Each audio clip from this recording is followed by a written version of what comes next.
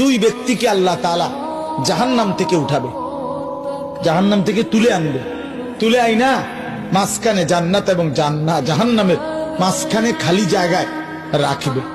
রাখবার পরে মানে বসাইবার পরে, একবারে হাদিস এটা, বসাইবার পরে আল্লাহ আবার বলবে ওই দুইজনকে, যাও জাহান্নামে আবার ঝাঁপ দাও, মানে আবার যাও জাহান্নামে যাও।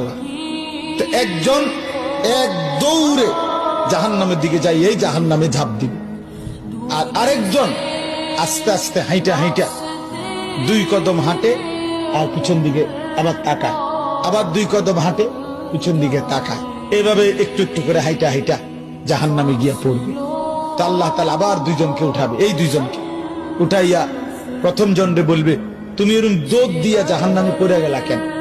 সে বলবে, মাওলা জীবন ভর আমি আপনার নাফরমানি করেছি, আপনার কথা মানি নাই বলেই তো আমি জাহান্নামী হয়েছি। আজ যখন আপনি আমারে জাহান্নাম থেকে তুলে ওই মাঝামাঝি জায়গাতে রাখছেন, রাইকা আবার যখন কইছেন জাহান্নামে যাইতে, পড়তে, লাফ দিতে, তো এটাও তো আপনার একটা হুকুম। চিন্তা করছি জীবনে কোনো হুকুম না মাই নেই তো জাহান্নামী হইলাম, তা আজকে একটা হুকুম মানিয়া, এই জন্য আপনার হুকুম মানার জন্য জাহান্নামে গিয়ে লাফ দিলাম। আল্লাহ বলেন, আমিও তোকে মাফ করে দিই, চাহ জান্নাতে। এইবার আল্লাহ তাআলা বলবে দ্বিতীয় জনকে, তুমি এরকম করলা, তুমি কি পিছে পিছে কি চাইলা?